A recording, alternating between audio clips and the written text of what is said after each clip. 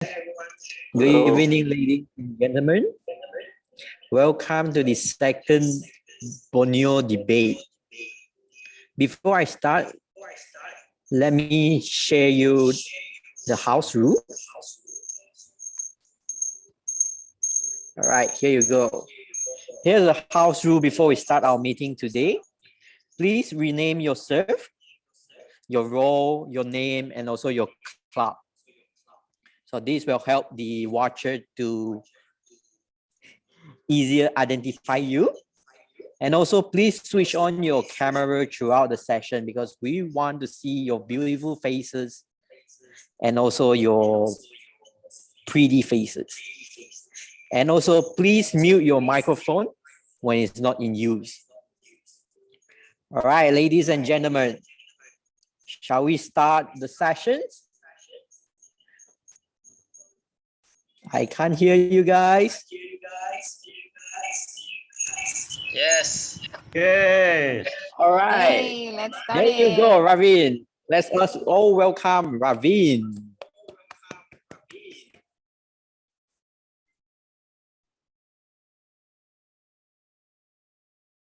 I think it's the president of KK-ATMC to address first. Hubert. All right, sorry, it's not Raveen. Let's all welcome the presidents of KK Advanced Toastmasters Club. Amir. Yes, thank you very much, Sergeant at Arms, for the debate session. Toastmaster Hubert. Ladies and gentlemen, fellow Toastmasters, welcome to the second series of the Global Round Borneo debate session. It is a privilege for us from Kota Kinabalu Advance to be participating in such a big event in order to improve our knowledge, of course, debate skills, and also public speaking skills. And after the closed debate session, there is an open debate session, and I hope all the members of the floors would participate. And once again, I wish all the best to the participants. Remember, this is a friendly debate. Let's make it a friendly one. And I shall pass the floor now to our moderator, chief moderator, distinguished Toastmaster Raveendran. Over to you, sir. Thank you very much, President of KK Advanced Toastmasters Club, Tuan Amir Alif Amri, for the opening address. Good evening to our guest speaker, Dr. Rajesh Kumar Muniandi, consultant anesthesiologist and pain management specialist from University Malaysia, Sabah. Thank you, sir. Distinguished guests, our expected fierce debaters. Now, why do I say fierce? Denzel Washington, who starred in the movie The Great Debaters, says that debate is blood sport and the weapons are words. So tonight, you're going to expect our debaters having sharpened their tongues and their wit to come here and challenge and cross swords using nothing but words. But yet, to keep everything calm and composed, we have our many role players. Let me first begin by introducing our timer, an important element in debates to explain what exactly the timing works. Alvin Ling, please. Good evening, everyone. Today, my name is Alvin, and today my role will be your timer. So the time for the debate is very important. So please take note for the debaters. For the first proposition, I will show for the time because I will show you the color of my background, which I will change according to the time. For examples,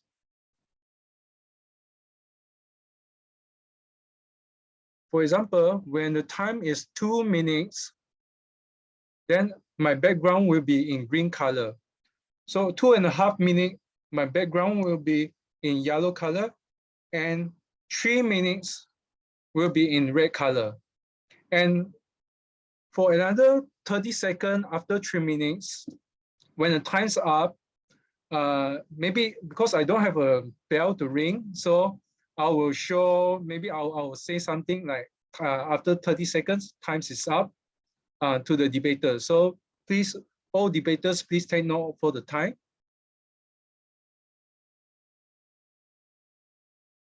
Okay, and all for the third speakers, usually your time will be, sorry, on the third proposition and the opposition, your time is different. Will be in 3 minutes until 5 minutes. So in 3 minutes, the same things will goes to my background. 3 minutes, my background will be in green color, and 4 minutes, my background will be in yellow color, and 5 minutes, my background will be in red color. And after 30 seconds, I will voice out and say time is up. Thank you.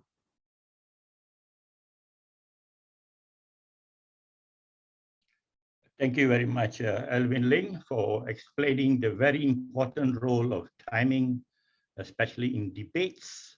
So strong advice to all debaters. If you speak beyond the permitted time, of course, you'll be cut off. And there's going to be an award for the best debater, the best closed debater and the best open debater. Obviously, if you exceed time, you will be disqualified automatically. So try to stay within the norms of the time. The watcher is Chuan Zivan. He will be putting up on the chat the contest, or rather the debate rules, how it's conducted, the program element, the judging criteria, things like that. So you can refer to that on the chat. As the rules, the debate rules and how it shall be debated has already been distributed to the various debaters, and they are familiar with that.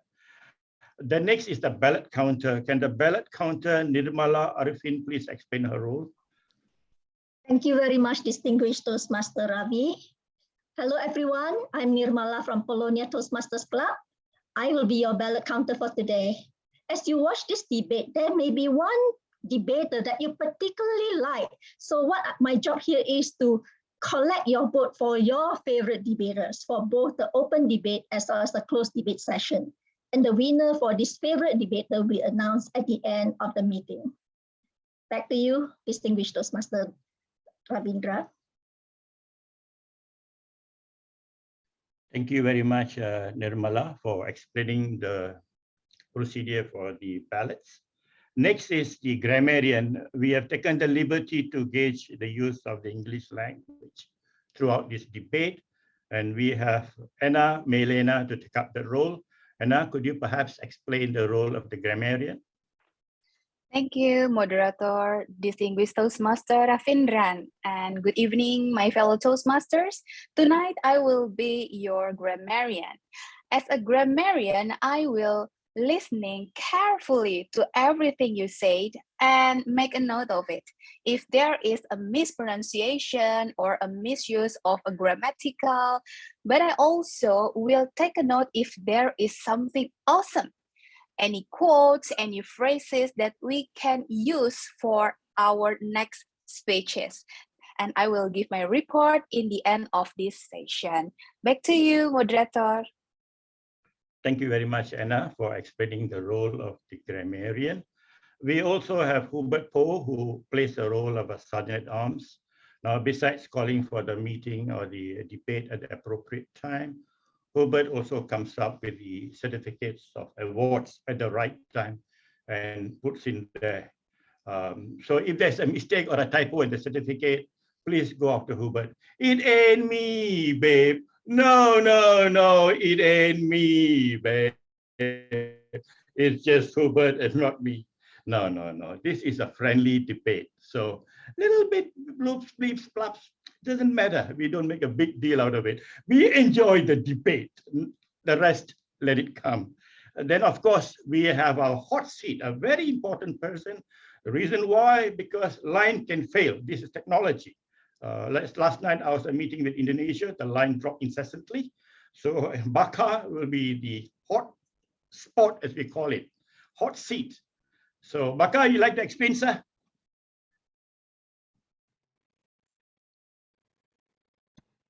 Is there anything to explain about hot seat? Everyone in the Toastmaster circle know I am Bakar. So it is going to be a hot seat, but I'm very sure all the role players will play their role beautifully. I will come in only when needed. End of the session. Over to you, Raveendran. Thank you very much, Baka. You're always on fire. So should any one of us suddenly disappear or vaporize, there you see bingo, Baka comes up front. So anyway, these are the main role players. There are obviously many other people working behind the scene, the chief judge being Mike Lim, and he has got a team of international judges working behind the scenes to give the awards for the best debating team. The words best debating team, listen very carefully to that. So we are choosing for the best debating team. All right, now we are going to come to the debate proper now. The rules have been explained, the debate format has been distributed, the judging guidelines have also been explained by way of dispersal to the various participants. Now, throughout civilization, man has been imbued with all kinds of controversies. In the years of yore, it was slavery, a highly controversial subject. But it was in 1895 that one of the American presidents, Abraham Lincoln, who passed the amendment to the American Constitution to end slavery. So that ambiguity sort of stopped there legally, at least, though it continued in many parts of the world, Ivory Coast and whatever. But at least there was some enactment in that controversial subject. More lately and much more closer to home, just lately, Malaysia uplifted the mandatory death sentence. Another controversial subject. People still argue that no, it must be in place. And true enough, just across the border in Singapore, the mandatory death sentence is still there, especially for drug peddlers. And somewhere in between comes this controversial subject of euthanasia. Now, there's so many affronts to this subject: medical, legal, religious, moral, cultural, and a whole host of other factors. Now, this evening, obviously, our teams of debaters, the two teams of debaters, both from the Kota Kinabalu Advanced Toastmasters Club and also the Polonia Toastmasters Club, would have definitely done their research, and we will argue it till the last nail. Now, the team for the affirmative side on Polonia Toastmasters Club side consists of the first speaker, Catherine Tanaso, second speaker, Haryanto, and third speaker, Hanto. On the negative side, for Kota Kinabalu Advanced Toastmasters Club, the first speaker, the lead speaker, being its president, Amir Alif Amri. Second speaker, Rachel Chan. And the last, third speaker, Ibrani Iskandarian Kita. The topic, as we know, for the closed topic. Why closed? Because it's close to these two teams. Euthanasia should be legalized. So once again, Polonia Toastmasters Club argues in the affirmative. Kota Kinabalu Advanced Toastmasters Club argues in the negative. So, Chief Judge, is your team ready?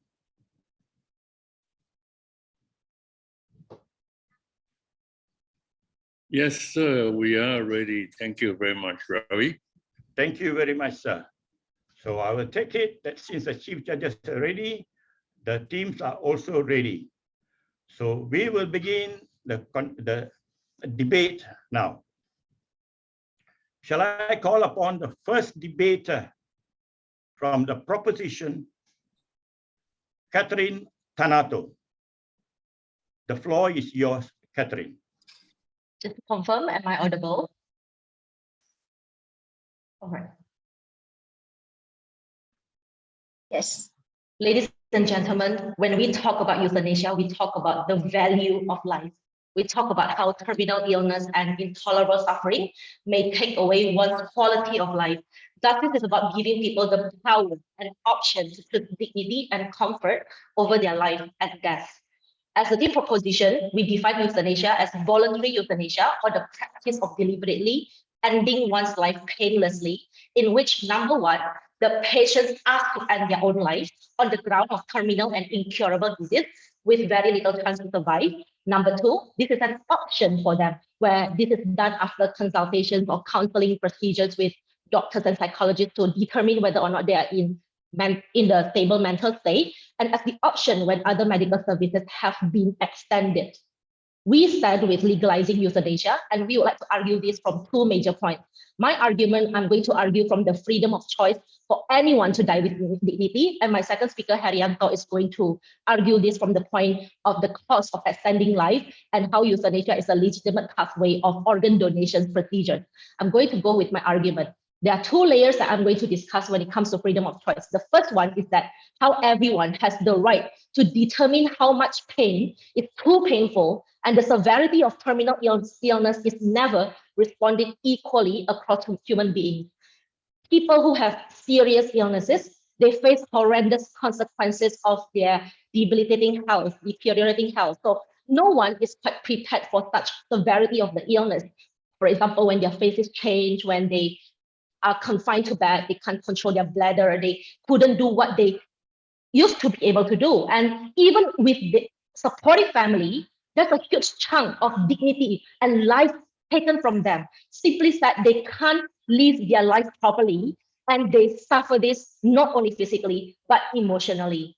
While we don't advocate for them to die, but we would like to honor their choice. No one should tell us how quality of life is all equal, because that's presumptuous and that's privilege, because we disregard people's unique experiences and financial and emotional background. Just because one suffers the same illness and they can recover and they have a very positive way of seeing the illness and get the better of it, does not mean that everyone will treat the illness the same way, because everyone's ways of processing pain is different. The trauma is different. The possible recovery of a patient remains a possibility and is never guaranteed. So it is very presumptuous and arrogant if we suggest that we have to ignore their dignity and value over their control of life. My second layer of argumentation will deal with how this is also giving them emotional preparation and relief, not only for themselves, but also for their family, because they have a chance to say goodbye. They have a chance to make amends and talk about it,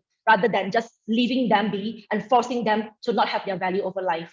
Ladies and gentlemen, the quality of human life is always subjective. When we do all the possible procedures to ensure their recovery, yet they can't retain their quality of life, euthanasia is the only mercy for them when they choose to die with dignity. We are very proud to propose this motion.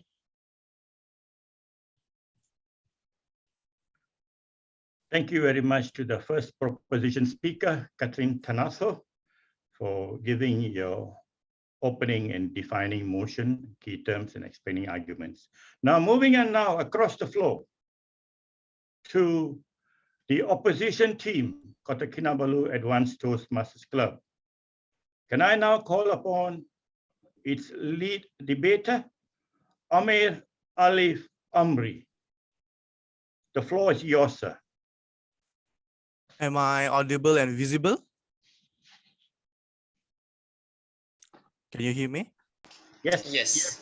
All right. Thank you very much, Toastmaster Catherine, for the proposed ideas on euthanasia. Your proposal is the euthanasia should be legalized in order to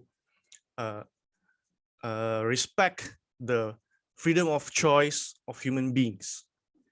However, are terminally ill patients or terminally ill people, are they really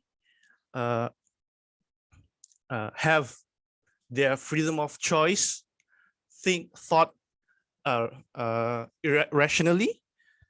Because terminal illness don't only affects patients, human beings in a physical way, they also affects their emotions negatively.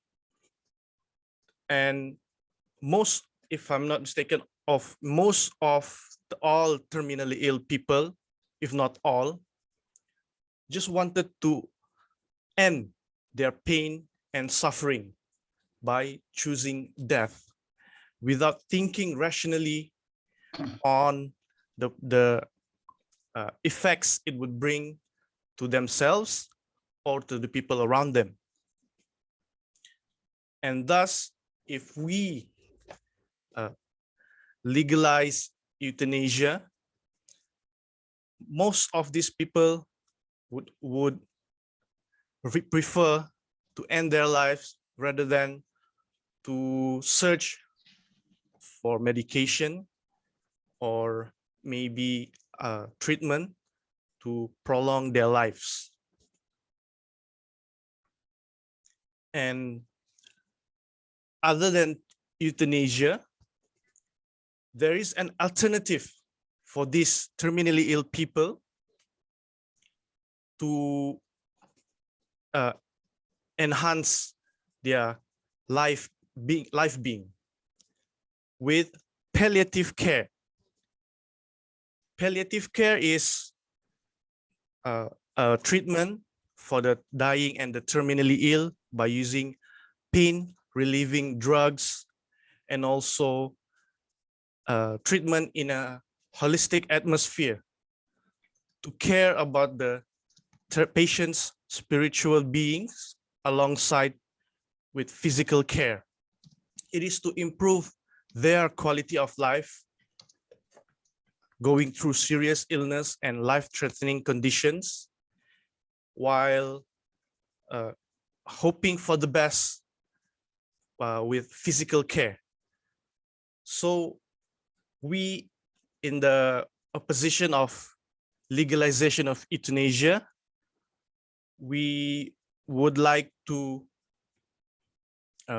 enforce palliative care instead of euthanasia for these terminally ill people.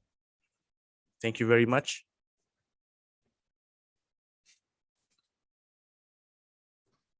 Thank you very much, Amir, for your first opposition point of view. Moving on now to the meat of the debate, the meat portion where a lot of stuff comes in. The second proposition debater, Haryanto. Haryanto, the floor is yours, please. Okay, am I audible, everyone? Yes. Okay, I'm going to start my speech in 1, 2, and 3.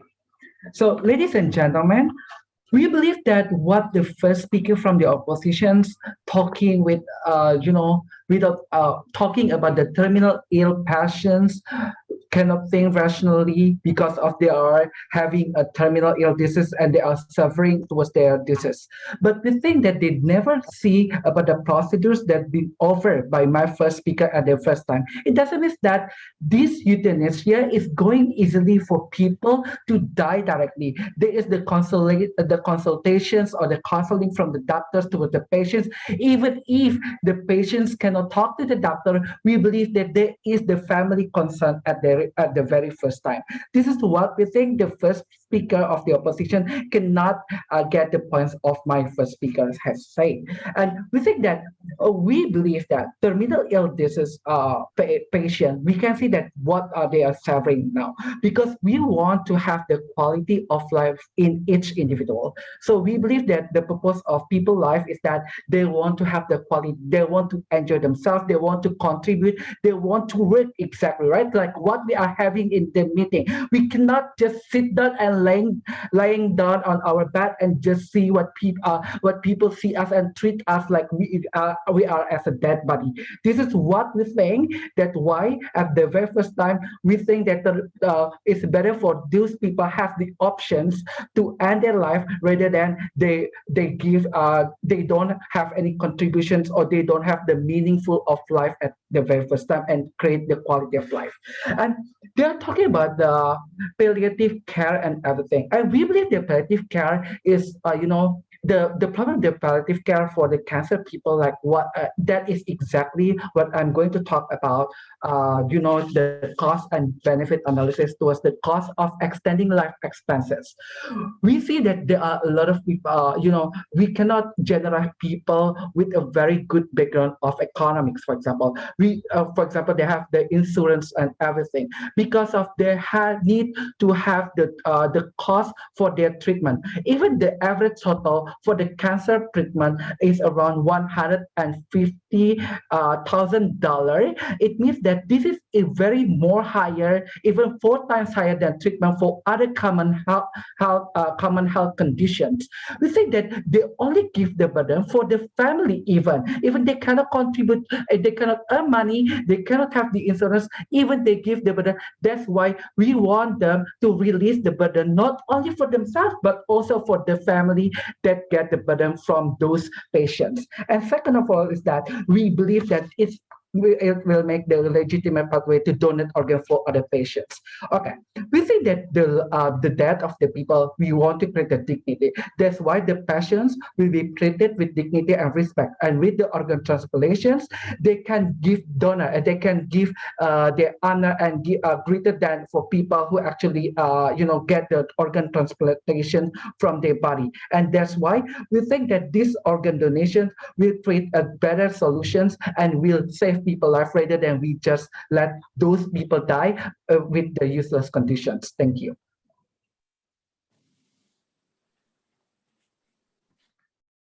Thank you very much, Haryanto, for your second proposition's viewpoints. Moving on now to the second opposition speaker, Rachel Chan. Rachel Chan, the floor is yours, please. Am I audible? Am I visible? Yes. Thank you, Haryanto, for all the points about why you think that euthanasia should be legalized. Should a dying patient have the right to require doctors to end his or her life? Question: should a doctor be protected from lawsuits if he assists his patients to kill themselves as required? Question: now, those pro-euthanasians would definitely say yes, but they overlook the most potential threat behind all this so-called assisted suicide. Euthanasia is also called mercy killing. Mercy killing, what is it? Mercy killing is morally incorrect, should be forbidden by law. It's a homicide and murdering another human. This cannot be rationalized under any circumstances. It is also the most controversial issues in nowadays society. Many people approve such a quiet and easy way out to cut away death, not to see the family members being sad, and they will choose a quick death. And pro-euthanasia would also argue that it should be legalized because it makes life easier. But in fact, euthanasia is in conflict with most religion and will bring tremendous negative influence in the whole society. There are many negative aspects if euthanasia is being legalized. One of the important negative factors would be the power that we gave doctors for deciding a patient's life based on a natural law ethics approach. Legalizing applications of euthanasia forms an attribute to doctors to play a role as a god. Who is God? Are you God? Am I God? No one is God. As a result, it becomes doctor's decision for the patient for helping him or her to end life. Life. What is life? Life is precious. It is the most important prize that God has given to us. And no matter how long we are going to live, and no matter in what conditions that we will live, we have to live it to the end. That's all from me. Back to you. Thank you very much, Rachel Chan, for your arguments as a second opposition speaker. Now comes the best portion, the icing on the cake, where we can hear the summary and the rebuttals, final rebuttals. Can I now invite the third proposition speaker, Hanto? Hanto, the floor is yours, sir. Chair, audible. On. You are. Thank you. I'm going to quickly start my speech. In 3, 2, 1. For as far as negative side of the house cannot and never willing to engage in the characteristics of the freedom of choice that individual must have and must be acknowledged, I don't necessarily think that negative side has able to yet prove anything that worth taken. I'm going to credit 3 things on the speeches here and try to engage in the characterizations that the opposition side has argued so far. First of all, they argue that terminal ill patients are pretty much irrational, that they are likely to end their life quickly because they are given the mental state issues that are unstable, and therefore they're likely to just end their life. First of all, this premise disregard the context that my first speaker has established to begin with, which is to say that the timer raised hand, what's up?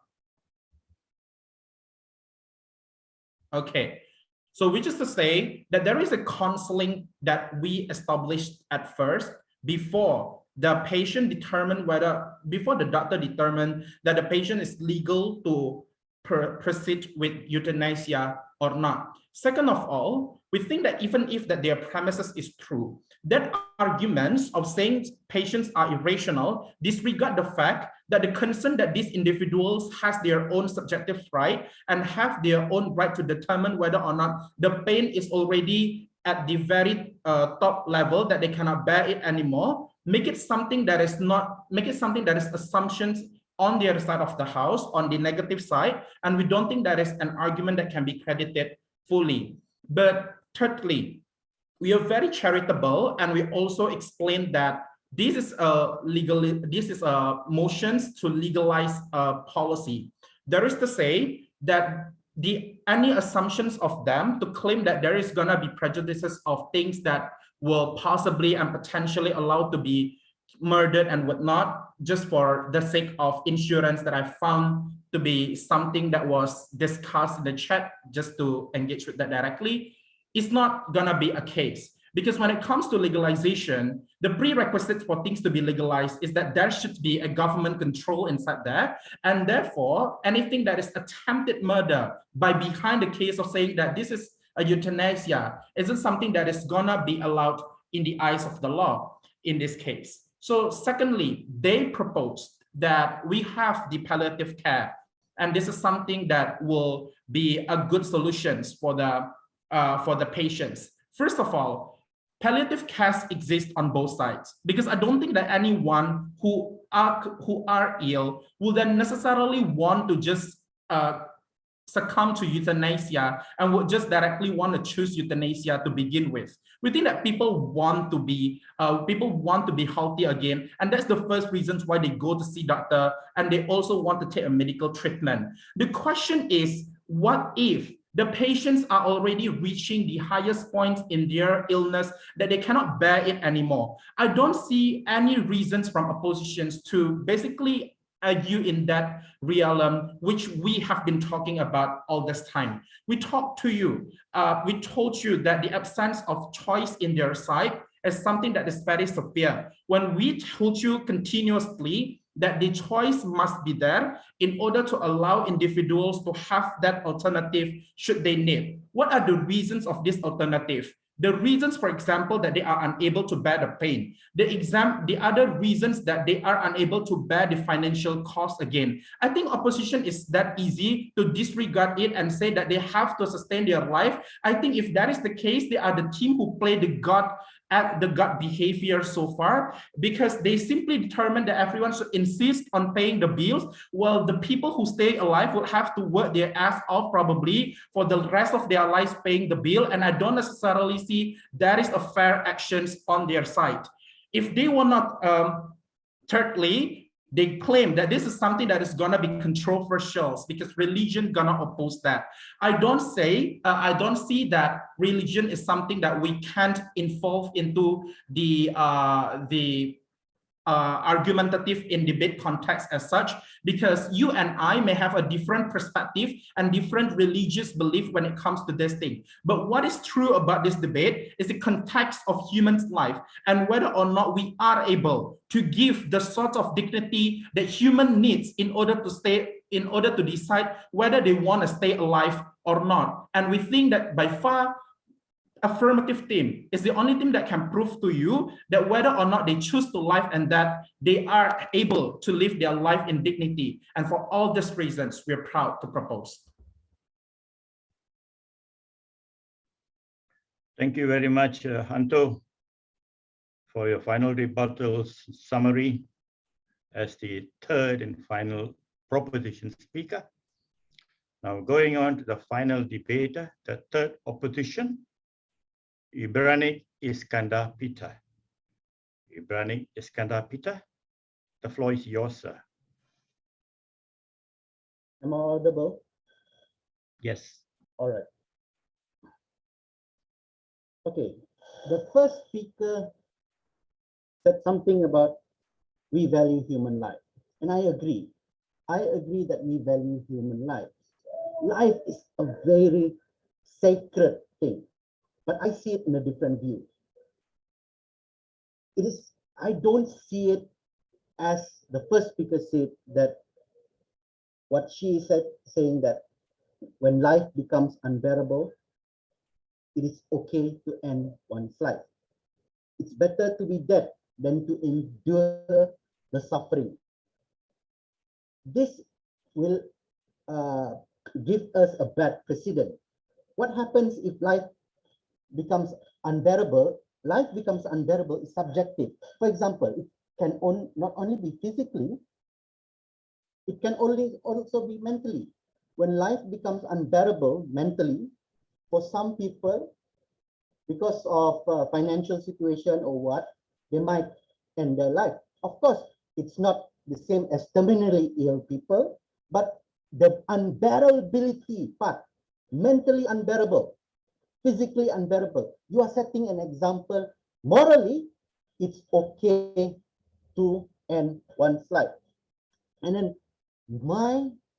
about terminally ill people, my first speaker has already said there are alternatives to it. Palliative care. They have provided better health care for those who are terminally ill. Better health care. We can improve on this healthcare if rather than just helping people to suicide. Now, the second speaker of the proposition side said, Haryanto said, it is high cost. Now you are giving the government a very cheap alternative to healthcare. You see, you provide people to a way to end their life, or you can provide people better healthcare. So if you have provide people with better health to end their life, people like Japan, where there's a lot of old people, terminally ill people, so they can choose to end their life. This is a cheap way. People end their life, we don't have to give them healthcare. You see, when there's no money, with less money preserving human life, less money on developing medication or treatment, less money goes to research on the treatment, and old people will be discriminated against. So I say that the second speaker's high cost argument is rubbish. Now let's go to Rachel. Rachel says that my second speaker says that the power of taking someone's life should never be given to any third party. And I believe this is true. Life, as I said earlier, is sacred. That's why I disagree with capital punishment and I disagree with euthanasia. Why give government the right to take someone's life? Life is sacred. You're giving them a very, like I said, a very cheap alternative to healthcare, where they will, of course, end one's life. Like in the case of Japan, where there's a lot of old people, the healthcare cost is very high, and one's life. No to research development. So, and the last one, Hanto said something about individual choice, about a person's right to kill themselves and discrimination. There's no discrimination. Here again, I would say bullshit. All right. Like I said, in the case of Japan, old people will be discriminated against, and then they said something about organ donation. Who do you think will benefit? All this organ donation, the rich people will benefit. All right. When you give them the right to a cheap alternative, they will kill the old people, and all the organs the rich people will take. So because of this, my fellow Toastmasters, I believe that we have proven that euthanasia is morally wrong, it's economically wrong, and it should never be legalized, because it is a cheap way for governments to go away from their responsibility on giving better healthcare. Better healthcare is always the better solution. Back to you. Thank you very much, Ibranic, Iskandar, and Peter, for your rebuttals and summary as the final opposition speaker, through which brings to a conclusion this debate on euthanasia should be legalized. Can I please request everyone to unmute themselves? Could you please unmute everyone, please? Unmute. Come on. Yeah, you know what's up, right? Please give them a big round of applause for all the vehement and passionate arguments both sides put it in. Thank you. Oh, fantastic. Thank you. Thank you. Who needs a killer for hire? I can be one.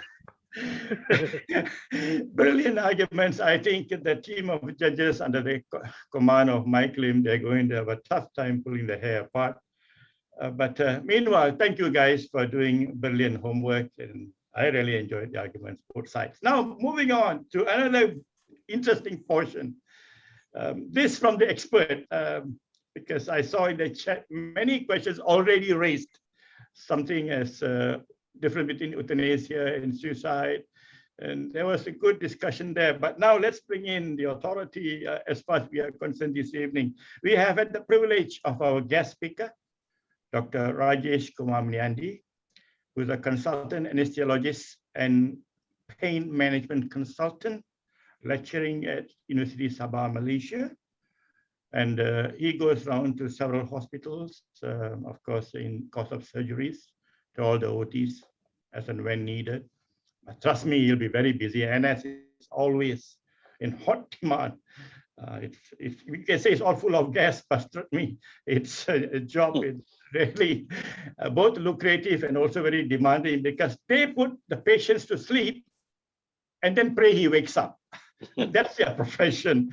So anyway, without taking too much of the time, can I please have the pleasure of inviting our guest speaker, Dr. Rajesh Kumar Muniandi. Sir, the floor is yours.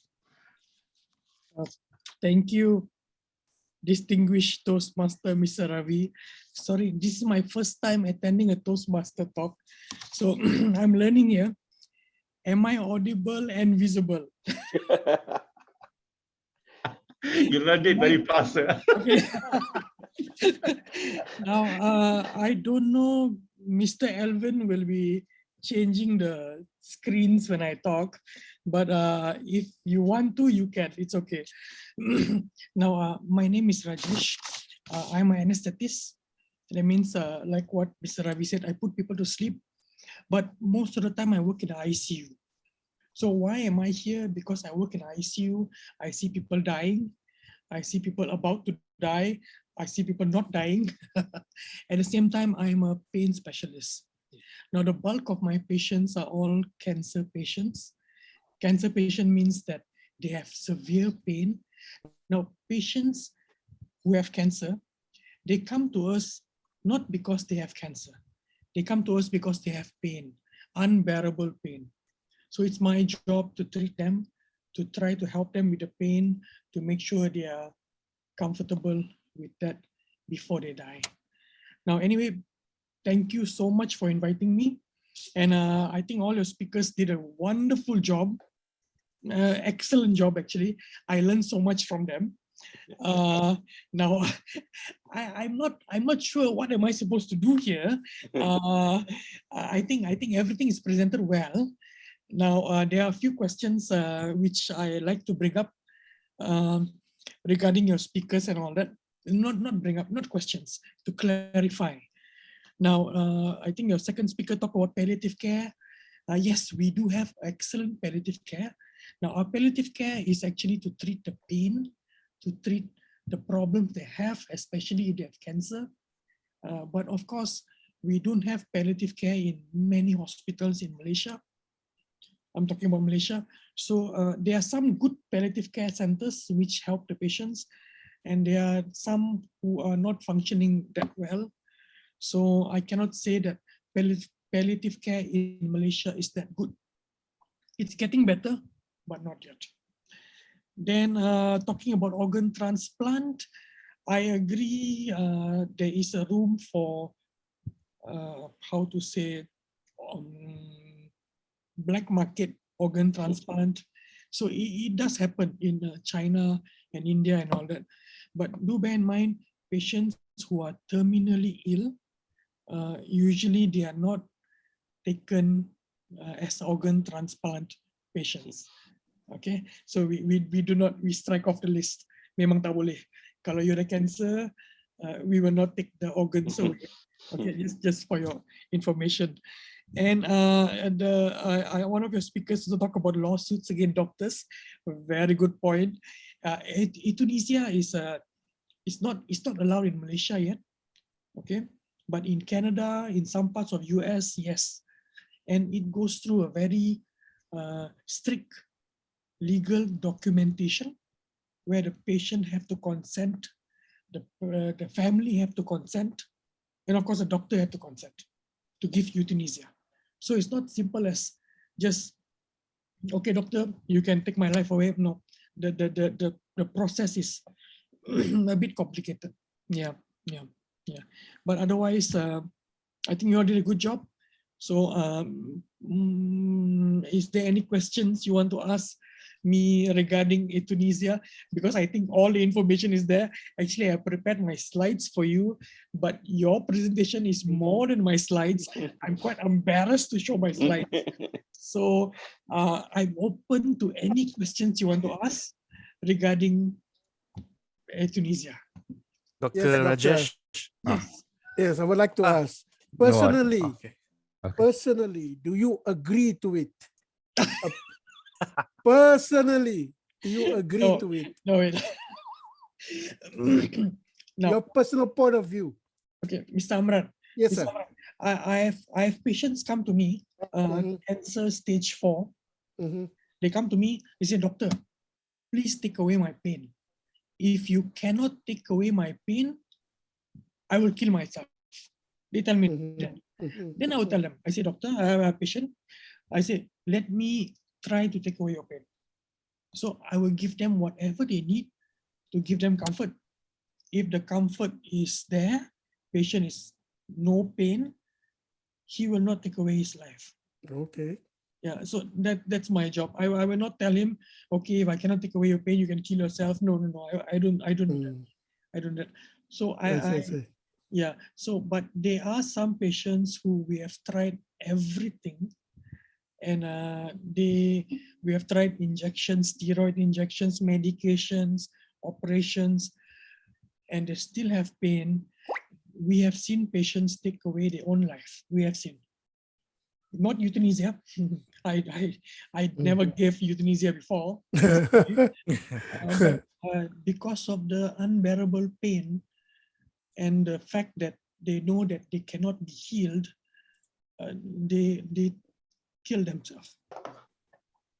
I mean, it's very sad, love. Yeah, understood, sir. Okay, understood. Thank you. Doctor. Yes. This is Saiful from Malaysia Online. I just want to ask you something. Yes, if I'm not mistaken, suicide is considered as a crime in Malaysia. Yes. In Malaysia, yes. Yes, in Malaysia it's considered as a crime. But do you think that attempting suicide, or what we call it now, we try to be euthanasia, is just a cry for help or in terms of the patient side? Oh yes, I agree. When the patient commits suicide, there must be a reason to that. There might be I don't know, a psychological reason, a physical reason, an emotional reason, which can be cured. If we tackle the problem early, we could have avoided suicide. The same way we can avoid euthanasia. I mean, people who opt for euthanasia, there must be a problem.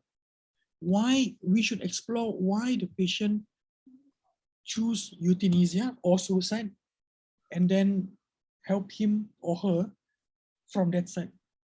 Instead of just solving the issue, we should find the cause of the issue. That's my opinion. Thank you, Dr. Rajesh. There's a question before someone else comes in. There's a question on the chat from Nuraini Mustika, and I feel obliged to bring it up. Do doctors usually propose for euthanasia, or the patient's family ask for it? Sir? Okay. Now, actually, euthanasia, if you go through literatures, there's active euthanasia and passive euthanasia. Now, active euthanasia means that the patient say, I want to kill myself, doctor, help me. Now, in passive euthanasia, the patient is unconscious in the ICU. Patient maybe stage 4 cancer on a ventilator device, and the family said, okay, doctor, we want to stop this life support so that the family member can, die. So there are two terms. If the family members can support, can give a suggestion when the patient is unconscious or cannot make a decision, then we will follow family members. But if the patient is able to correspond and make a decision, we will still follow the patient. It's all medical legal. All right, thank you, Dr. Rajesh. Now, in the constraints of time, I think Dr. Rajesh can take one more question if anyone has any pressing question to ask. Dr. Rajesh? Yes, sure. One question from me, sir. Sure, Mr. Amir. In Malaysia, what is the government's plan to improve our palliative care? Do they have plans for that? Yes, they do. Yes, they do. Now, because there is an increasing number of cancer patients in Malaysia. surprisingly. And they are getting very young, you know. I got a patient last week, 23 years old, female girl with cancer, stage 4. Can you imagine? 23 years old. So the palliative, I mean, stage 4 means advanced stages where you spread to the whole body already. So the chances of getting better is very slim. So these kind of patients, after chemotherapy, after radiotherapy, they are always referred to palliative care. Now in palliative care, what we do is we take care of the patient's pain, the patient's need. Sometimes the patient cannot go to the toilet, cannot walk, cannot do things, daily things and all that. So we take care of that. So I see. Yeah, so but that's why, because it's a human resource thing, we need manpower for that. So and there's not many manpower. By the way, Yes. Can you imagine, for pain management, I was the first pain specialist in Sabah for the last many years, and only now in the whole of Sabah there's only 3 now at the moment.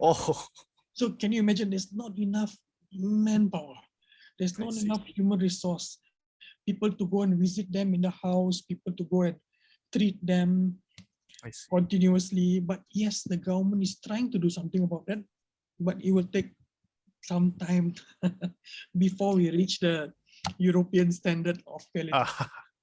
Thank you very much, Doctor. Thank you you. very much, Dr. Rajesh and Amir, for your good questions. Men, gentle ladies, brilliant questions raised. And here we have the first pain management specialist in Sabah. And I thought pain management is simply a choice of either taking Panadol or aspirin. No, it's not. That's what the doctor always says. So I got a toothache, and you take 2 aspirins every 4 hours, you'll be all right. And I thought it stops there. But here is a specialization, a specialty. Brilliant, so much to learn. I'm sure there are many more questions that the audience could ask, but in the interest of time, we have no choice. We have already declared that this is an interesting topic, and you made it even more interesting with live examples and so forth, your own experience. Thank you, sir. So this brings the end of the talk by our guest speaker, Dr. Rajesh Kumar Munyandi. So it's our normal tradition and protocol that we give a certificate of appreciation to you. Can I please ask the Sergeant at Arms, Hubert, to please put up the certificate and the watcher, Zivan, to highlight Dr. Rajesh Kumar Munyandi, and we have a photograph taken first of him with the certificate. Thank you. Can we highlight Dr. Rajesh, please? Sorry, what am I supposed to do? You just smile. You just smile. Yeah. Yeah. Thank Smile, you, sir. Dr. Rajesh. Just smile only. Hi, I'll take a photo of you, Dr. Rajesh. So your beautiful smile. Okay. 1, 2, 3. Thank you, Doctor. Thank you. Okay, that's good. Once again, thank you very much, Dr. Rajesh. Thank It has not been easy for us to get someone to talk on this topic. No Trust problem. You can call me so much. anytime you want. No problem. We really appreciate, sir. Now I feel I got some pain. I need to come and see you. Oh my God. I'm supposed to take away the pain, not give you pain, sir. Brilliant subject, well handled. So, right, it's now time for us to run our ballot for the best closed debate speaker. All right, the members of the audience from the floor, you have the liberty, including Dr. Rajesh, to select whom among the 6 you felt is the best speaker. Please select and send it off. This is where we have the power. Yeah. Vote for Dr. Rajesh. Oh, it's not in the list. Alamak. All right. I should leave the meeting. All right. You can hold on, sir. You can hold on. All right. We will now take the group photo first. So can all of us please put your video on, your best smiles, and spray on your perfumes if you need to. We'll have a group photograph, 1 or 2. This I leave it to the control of whoever's. I think Zivan, I think. Hi, so I'm the one taking photos. Oh, now. go ahead, please. All right. Come, give us your charming smile. 1, 2, 3. Great. That's Thank all. you. Thank you. Thank you for the great photograph taken of the great people. Right, we have now finished the first half of this debate series. We'll have a 5 minutes break, a very short break because we are slightly behind time. We'll come back as soon as possible. Then we'll commence with another interesting portion. Trust me, this is going to be facilitated by the fabulous Melody Lee, in which anyone from the floor can participate. So this is a time for you to talk. So please come back as soon as possible and reserve your seats. Thank you. Have a good break. Yay. Good job. Good job. Thank you, sir. Good debate. Thank you, sir. Good. What's this?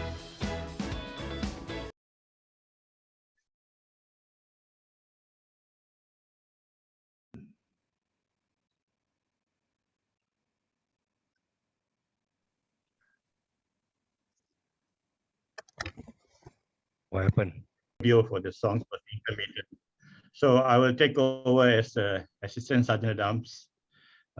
So the next portion, as we mentioned, is the open debate session.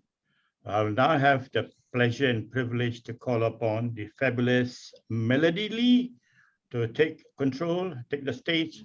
She will explain what this section of the debate is all about. And obviously, at the end of the day, you'll have the best debate speaker award for the open debate too. So fabulous Melody Lee, the floor is all yours, please. Thank you, the ever-charming moderator, distinguished Toastmaster Raveendran Subramaniam. Once again, good evening, fellow Toastmasters, ladies and gentlemen. Welcome. Good evening. Good evening, Mr. Bakar. Welcome to the Global Round Borneo debate of this evening. And it is a great pleasure to moderate this open debate session and to meet friends globally. This open debate is open for everyone in this meeting room, no matter how young or wise you are. We gladly welcome your active participation. The title is very interesting. It is "The Cactus is More Beautiful Than the Rose." It is such an atypical topic, but where is the fun of arguing something serious, right? Now, a little background about the topic. Rose, as a timeless flower, is no doubt of some very powerful emotions. It symbolizes love, beauty, and admiration. Yet, on the other hand, the cactus has a very interesting personality. It has wonderfully adapted itself to its surroundings. It is the best illustration of the theory of evolution in plant life. And there is a saying, in a world full of flowers, be a cactus. It is sharp, tough, resilient, and bold. And now, the debate format is relatively simple. You are either the cactus team or the rose team. We start with the cactus team. The participants have 2 minutes to propose your statements and make your arguments. Then the rose team has 2 minutes to make the rebuttal. This cycle goes on and on until time's up for the session, and we shall have a poll for everyone to choose the best open debater of this evening. But remember, those who speak beyond 2 minutes and 30 seconds will be disqualified. So pay attention to the timer signal when you are speaking. Now, anyone would like to start this intriguing debate? Yes. The cactus? Oh, yes. Team Cactus. Team Cactus, come. Voice out and be the first one. Mr. Saiful, the stage is yours. Hey, where's the timer? Yeah, where's the timer? Timer gone, ah? Please raise your hand, timer. Hold on. Okay, I see the timer already. Make use of the 2 minutes, huh? All right. Yes. All right. Ladies and gentlemen, today we have very intriguing question. The cactus in one hand and the roses. Roses have been admired from generation to generation. We have poet talking about how the good, the best roses and talking about romantic everything. But for me, roses is just pure evil. Nice to look, nice to smell, but it's so damn fragile. A single tick, the whole roses will fall down. And it have a very sharp thorn, you know that? So it's dangerous also. And then some of the killer using the roses as a trademark of their killing. The rose of kill. And do you see that in cactus? No, everybody know cactus is one of the resilient plant in the world. Do you know that cactus have more than 2,000 types compared to roses only have 300? Cactus is everywhere. And for a person like me who was lazy, I prefer to have cactus than roses. You know why? Because I need to water a cactus maybe once a week. Compared to a roses, a single day that you miss and the flower will drop. And on top of that, roses only blossom maybe 3 days or 4 days in their lifetime. And the whole thing, you have to take care of them, very fragile. Oh, very hard to get. Compared to a cactus, do you know that a cactus can live up to 20 years and keep on flowering themselves? Yes, I know. I just Google it and I got the answer. And they will be there. And cactus with such resilient, such in a way that it can be used also as a weapon. You have a bunch of roses. Try to knock a thief with a bunch of roses. The thief will smile. Try to knock the thief with a cactus. Definitely, they will run away. So, ladies and gentlemen, throw cactus. Back to you, Melody. Very good introduction, Mr. Saiful. So we now know that Mr. Saiful probably doesn't have much, doesn't really do much plants, but it's okay. You did the Googling. And to be honest, I think I would feel depressed if my cactus died within a week. So now, anyone want to defend the rose? Come on, rose team. Yes. Come up. Yes? A lady, I hear a lady's voice. Come. Yes. Shaisi. Oh, Shaisi, come. The floor is yours.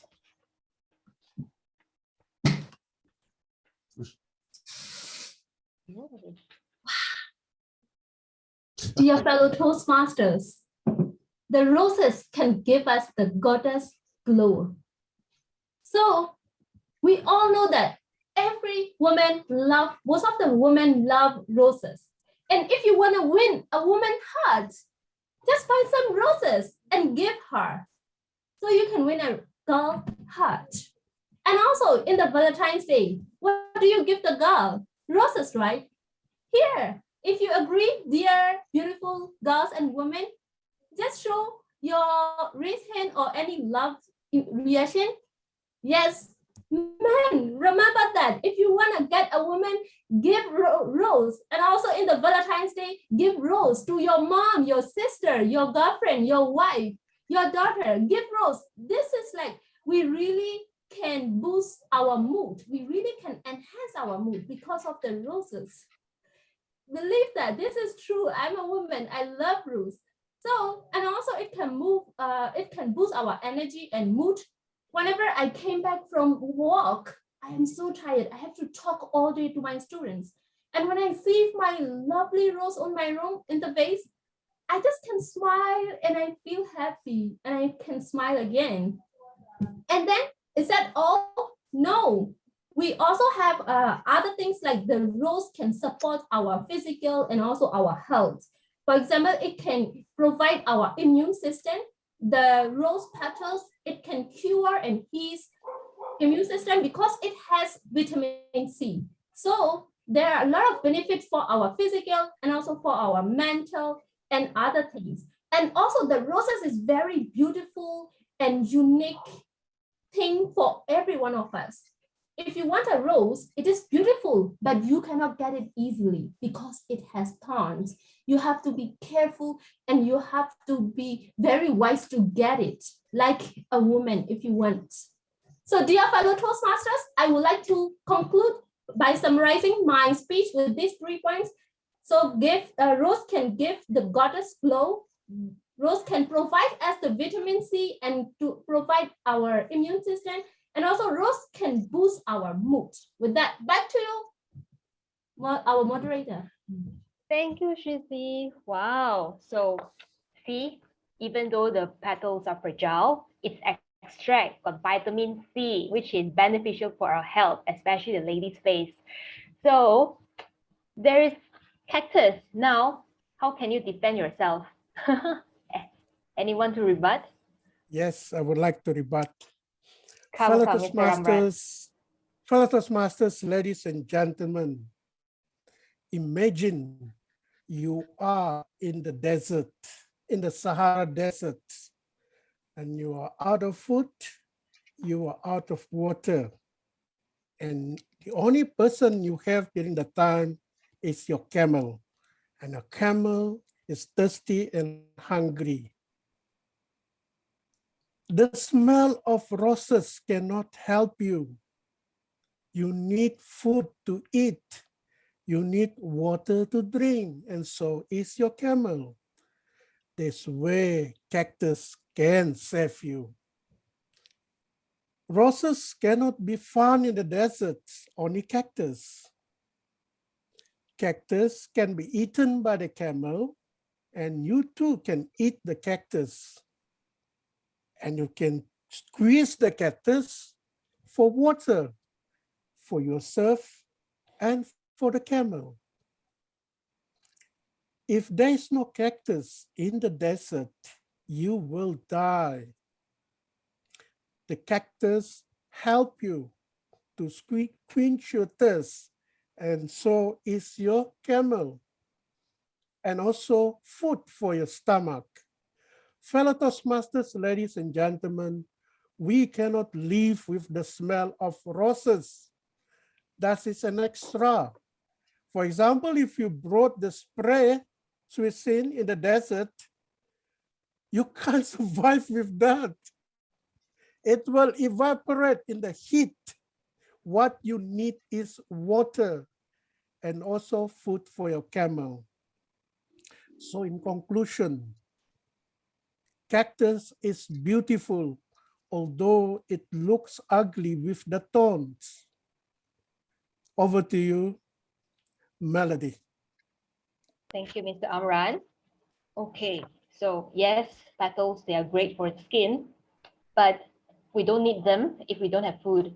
So cactus, it's really a source of food for survival, especially in desert. Okay. So now, anyone would like to defend the rose? Any other good benefits? Yes, please. Can you please announce your name so that I know who's this? Please. Mike Lim, thank you. Oh, Uncle Mike, come. The first man to defend rose. Thank you very much. Right, thank you very much. Having listened to the last three speakers, obviously they are well-researched, well-prepared, they've done the homework. For me, I've done no preparation because it comes from the heart. When it comes from the heart, you don't need preparation, my friends. Coming from the heart, haven't we heard this before? Roses are rain, my love. Have you heard a song like Cactus, I Love You? Of course not. It shows that life depends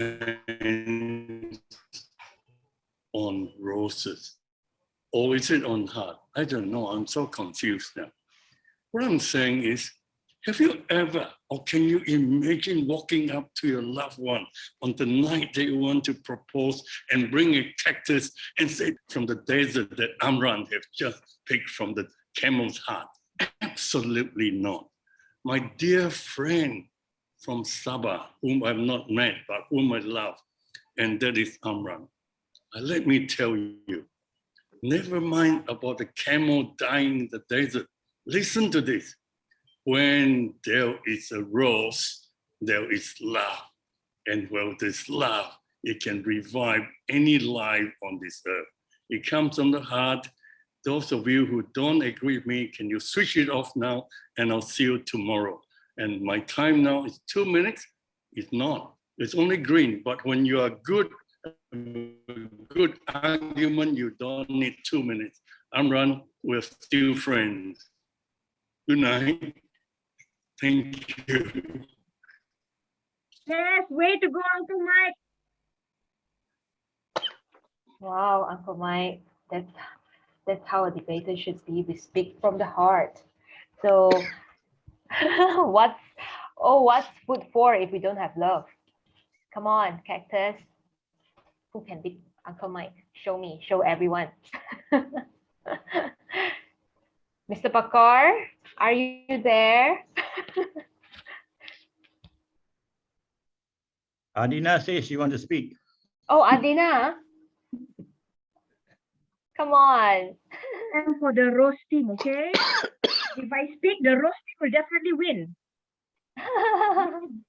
Mike, and you know what? What would I want to be in the desert when I can be in Imago shopping, the biggest shopping mall in Sabah, smelling all those lovely roses? My goodness, only a book the desert.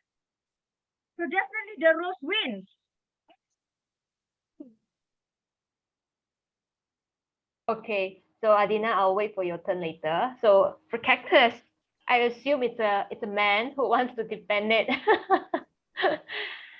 How about JG? Oh, Amir. Is that Amir's voice? Okay, come on. Thank you very much, Madam Press. Okay, between cactus and roses, in this world, roses are heavily capitalized during Valentine's Day, Mother's Day, and celebration day. All of the sellers wants you to buy a rose. And to compare between a price of a cactus and a rose, it is marginally more expensive. And that's why I am in the cactus team, because rose is heavily capitalized by capitalists. And the other thing is, anyone in the floor has ever watched Digimon, short for Digital Monsters. In Digimon, there is a monster that is in a form of a cactus and also a monster in a form of a rose. However, they both differ in size and personality. The monster that is in the form of the rose is very he only loves himself. So in the series, he acts as a villain. However, the cactus monster, it is a big one. It is a big cactus monster with a boxing glove. And in the series, the cactus is the protector of some of the main characters. That's why, again, I am in the cactus team. Thank you very much, Madam Press. Back to you. Thank you, President Amir from KK Advanced Toastmasters Club. Well, I don't watch Digimon, but when you say the roses are capitalized, would your wife be happy if you give her a cactus? Actually, I got my wife through cactus. She loves the small cactus. Oh, okay, then you really found your true love. I'm not sure about other sisters over here in the room. Now, please, anyone else would like to? Okay, I see Adina unmute yourself. Okay, come. Okay. Some people like Milo. Some people like tea. My mom is a cactus lover. There are plenty of cactus, okay? I hate it because when I have to take care of it, the thorns, okay, of those cactus, when they go into your finger, No, yes, roses, as roses have thorns, so does our love. Can you see this? Who watched Beauty and the Beast? See? This is the Beauty and the Beast rose, okay? And I symbolize this as my love for my children, where I sacrifice. Okay, that's the love, the sacrifice of a mother sacrificing for her child, for her children. Now, roses are beautiful, and yes, their thorns are sharp as well. But nowadays, when you go to the florist, they will cut off the thorns for you. Okay? And on Valentine's Day, it may cost, why roses cost even 20 ringgit for one stalk is because a mother or a wife or a husband is priceless. They are worth more than 20 ringgit. Now you tell me, how much is your mother worth to you? If it is not in this world, you know, the hand that rocks shadows and rule the world. So roses are precious and they are very, very valuable and priceless. So I strongly believe that roses with their beauty, just like a mother or a woman, okay, you have to respect them. And my sacrifice for my children. Child, watch.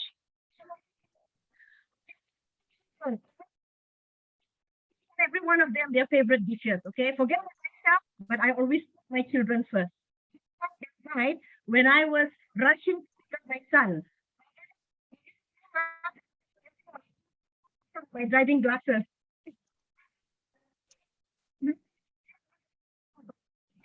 be early, pick up my son from his tuition. Prizes the sacrifice. They never put us, okay? Roses. So yes.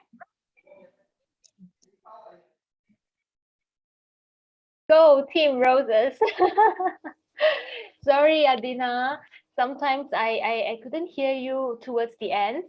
Probably because of the Wi-Fi or there is some technical issues.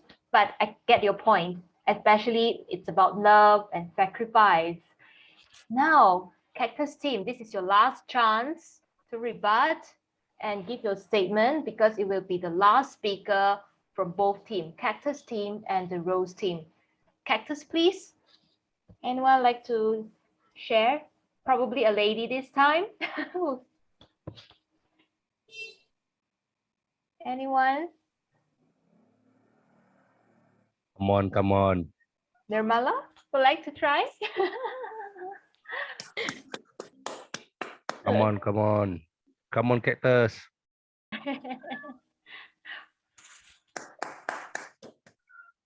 Oops. Or maybe Herman, Mr. Herman.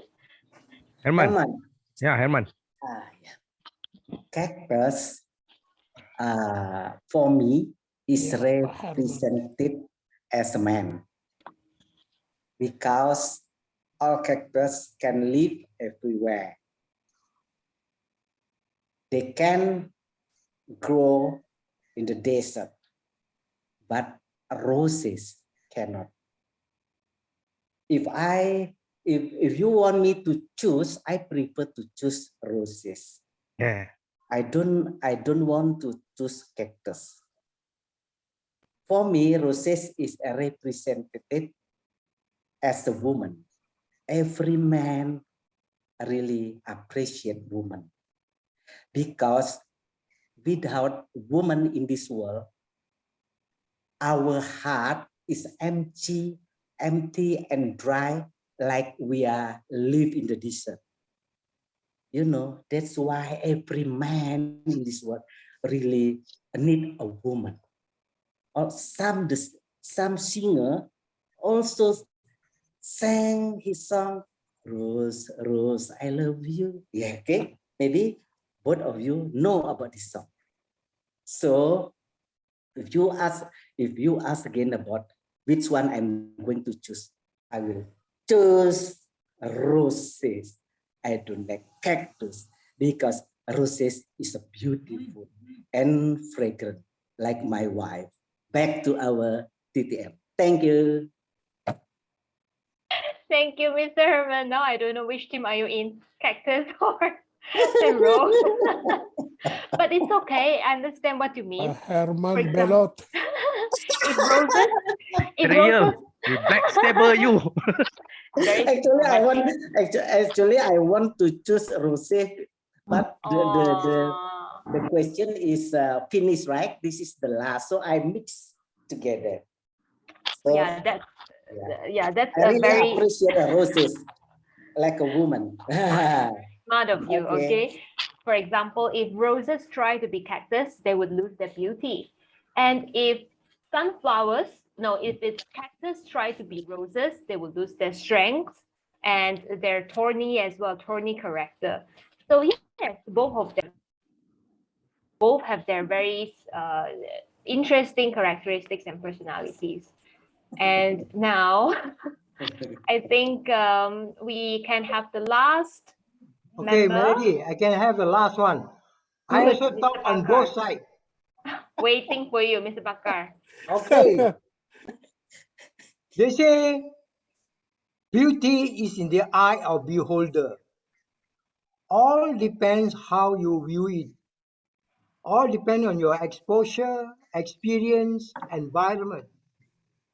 Because last few months, there was a lady who approached me angrily. What did you do to my husband? He was a very loving and caring husband. After seeing you, he's now not talking to me nicely, he's avoiding me, he's not as loving as before. Oh, you see, madam, your husband has got vision problem. He cannot see clearly. Anything more than 1 meter, his vision is blurred. So I prescribe for him glasses. He said, no, I don't like to wear glasses. I don't like to wear glasses. Then I give him a pair of contact lenses. You see? Then now he can see everything clearly. Okay? Once they can see clearly all the details, their preference change. That lead to behavior change. Once they see the good, the bad, and the ugly, human being can change. Humans are created all differently. So, beauty is the eye of beholder, which depends on his exposure, experience, environment, education, and emotion. Though the last E in this series is euthanasia, which has nothing to do with what I have said. Therefore, I made an exit. Over to you, Melody. Thank you. Thank you, Mr. Bakar. That's the best answer to conclude the session. Thank you everyone as well for your active participation. It was very interesting. See, such an atypical question, but we got so many interesting and creative answers from the floor. And that's how we all, the Toastmasters and also the public, have this platform to sharpen our impromptu speaking and also how to think on the feet. All right. So now I think it's time for me to pass the stage back to our moderator, Distinguished Toastmaster Raveendran Subramaniam. Back to you. Thank you very much, fabulous Melody Lee, for having run this open debate session so wonderfully. So much so I'm now confused which is more beautiful, whether it's the cactus or the rose. But one thing is for sure, you are the most beautiful. Zivan, please don't murder me. I have to make a choice between the two. Anyway, Zivan. All right, now we are slightly again behind time by about 10 minutes. So we'll try to catch up if we can, but don't worry, we'll still land safely. Can I call upon the grammarian, Anna Meliana, to share her report, please? Anna Meliana. Thank you, DTM Ravi. Let me share my screen. Okay, and this is the grammar report. So many good speakers tonight with so many beautiful quotes. DTM Ravi said that debate is a black spot and the ribbon is the words. Yes, we use a lot of weapons tonight. And Rachel said that life is precious because it is the most gift God has given to us. Sweetin, give roses to win a woman's heart. I believe everyone agree with this. And Toastmaster Adina, roses for someone priceless, like your mother or your family. And Toastmaster Bakar, beauty is in the eye of beholder. So we don't know, is it cactus or roses? Just a slight grammatical error here. Someone said, please take note for the debaters, but he is talking about taking note of the time. So maybe the better one is all debaters may take note, so it won't be so ambiguous to take note about the time or about the debaters. And someone said, enhance life being. I believe what you mean is to enhance the quality of life and the meaningful of life. When you said something in adjective, followed it by noun, and you don't need any preposition there. Something to remember, the of preposition expresses the relationship of a part of something to its whole. These are some examples, like some parts of his body. So of here, talking about a part of the whole body, or a part of guest from the whole guest. That's where you use the preposition of for its best. And thank you. Back to you, DTM Ravi. Thank you, Anna Meliana, for your grammarian's report. All right, of course, I saw in the chat, some people are looking for the ballot.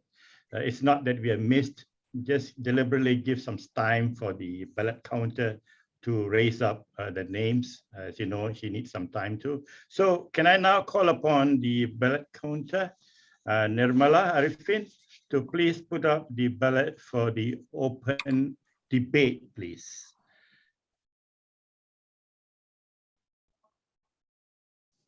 Don't want to vote for myself. I'll take your name twice, Mike. Wow, cannot.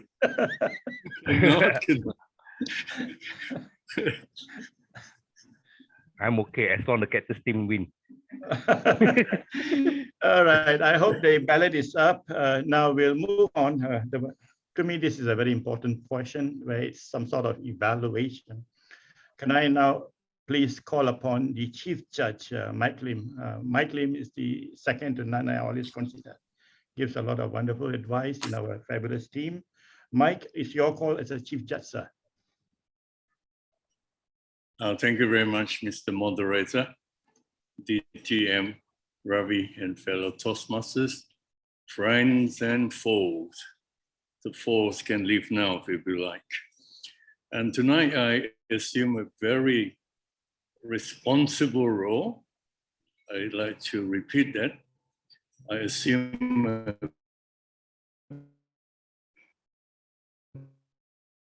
very responsible role because if anything goes wrong, I am responsible.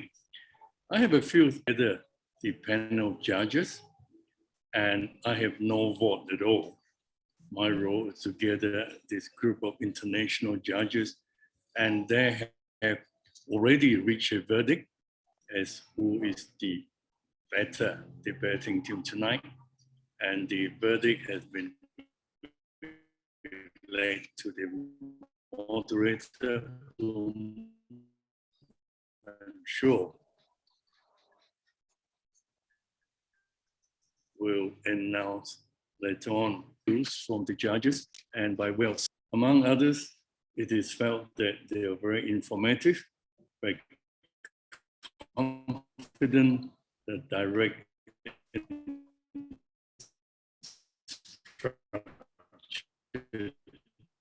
in their presentation, and also, and in some cases, the IT judges is there could be room for more use for supporting evidence. So this by way of summary as to what I've gathered from the panel of judges. And finally, in my role as well to give some observation from my perspective. I feel that tonight is a very excellent debate, the closed debate. The open debate is equally good, except for one speaker who's speaking to you now, and you know who he is. Back to the closed debate. The excellent presentation tonight, very engaging and also very eloquent, and the use of language is really, really good. And the team members also support with the following up argument what the team members have mentioned earlier on. And the rebuttal as well is exactly what we're looking for. I'm particularly impressed by the reference to three angles in relation to being philosophical, moral, and also some reference to religious belief, although I do believe that there's room for them to expand a bit more. By way of suggestion, a few things, I would have liked to have listened to more personal examples, quote, instances of the cases why it is good or not good to legalize euthanasia.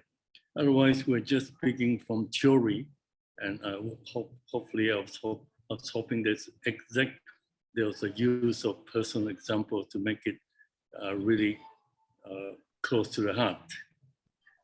There could be a reference to the number of countries in the world which is over the years slowly moving into legalizing euthanasia, for example. Again, that could be used as a supporting or rebuttal as well. In the area of presentation, two suggestions, and one is when we debate, we address the chair rather than so-and-so said it. Mr. Chairman, the second speaker, rather than mentioning, so that could be something that we can take into consideration. The other suggestion is speed. Some speakers are very good, but you're so fast, and they're so fast that I think we lose track. And there's room for pauses, one, to gather our thought of the listener. And finally, excellent as the two teams are, Aristotle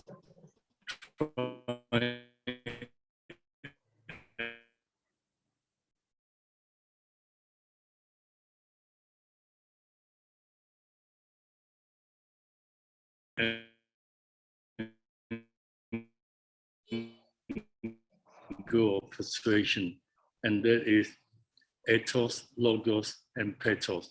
In other words, the use of reason is some of the things that I think we by both sides.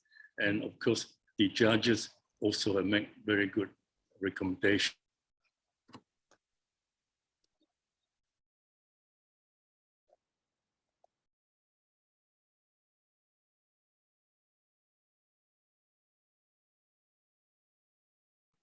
Mike, it looks like the line is bad at your end. We're not hearing you very well. The line is intermittent. Hubert did tell me. Hubert, by the way, Hubert is in Kuching and so is Mike, and they are both sharing the same line. So you can imagine the bandwidth is being shared by both. So both of them. Yeah, Mike, you're coming back? Oh, yeah. All right. Now, can you hear me now? Intermittent, Mike. All right. I think we're doing the best we can. So I imagine, given the internet connection, for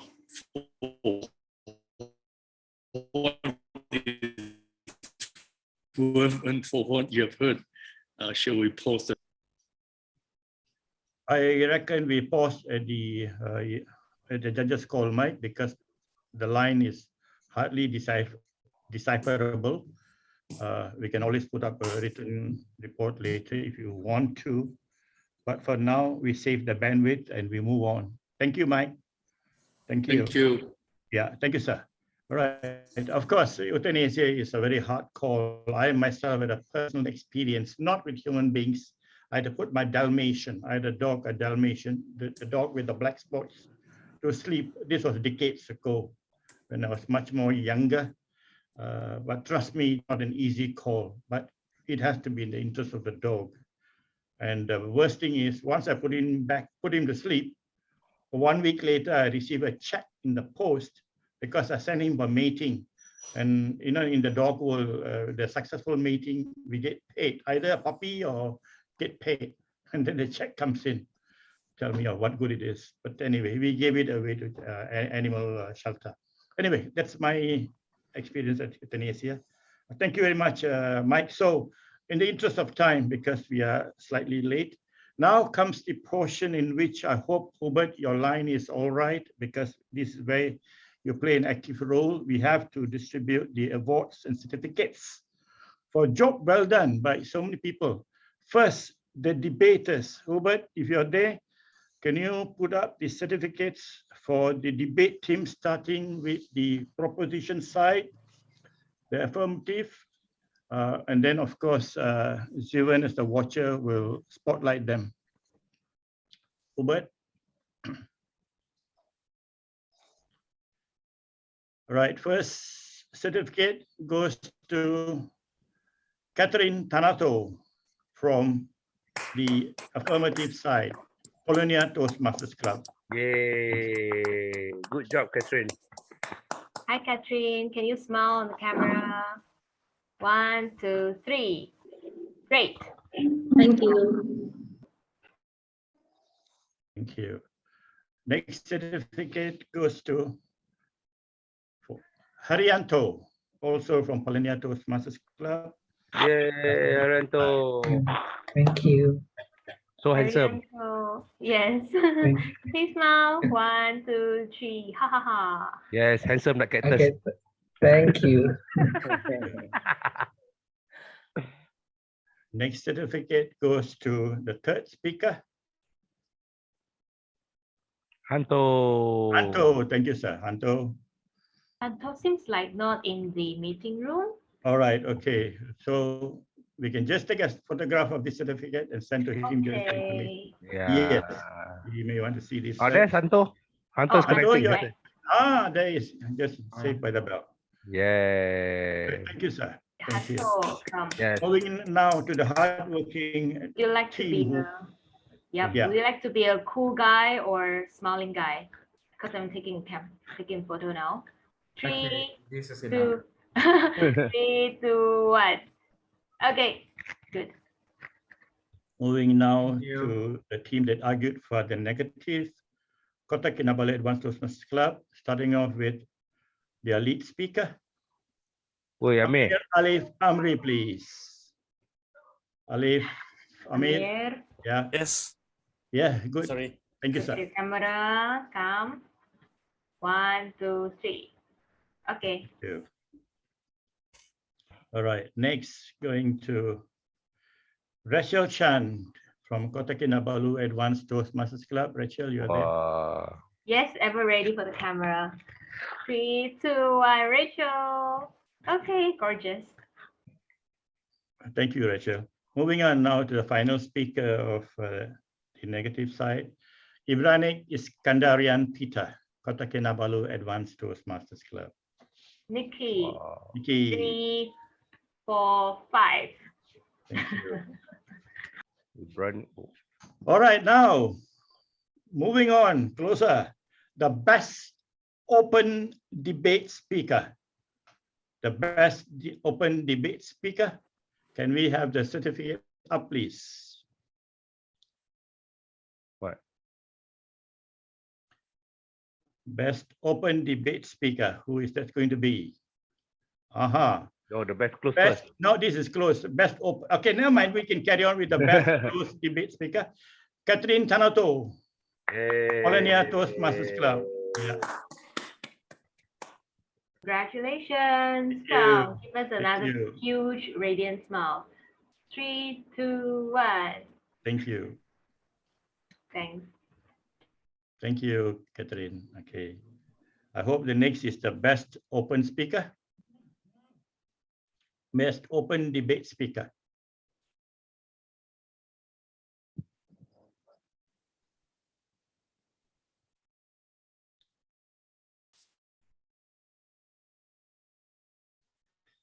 Best open debate speaker, as usual, Swisin, all the way from Myanmar. Swisin, wherever she goes, she must go back with the search. Wow, Congratulations, Swisin. Swisin. Thank you. Can you turn on your camera? Oh, wow. So busy. Teacher Swisin, we need you. Okay, come.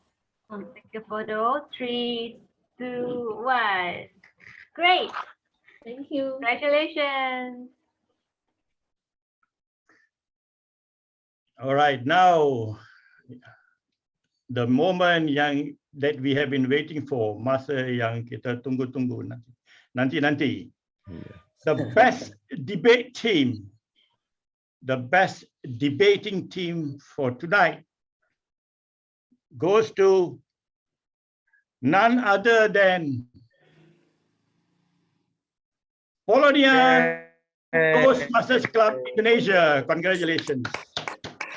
Congratulations, Polonia. Polonia, your team can be up for the photograph, please. Yeah. Congratulations. Thank you. Well done. Thank you. All right. Thank you so much, everyone. Welcome. Welcome. All the best. Photograph Thank you, taken. everyone. Photograph taken. Yeah. Photograph. Thank you. Okay, let me 3. Okay, come. 3, 2. Catherine, you want to look at the camera?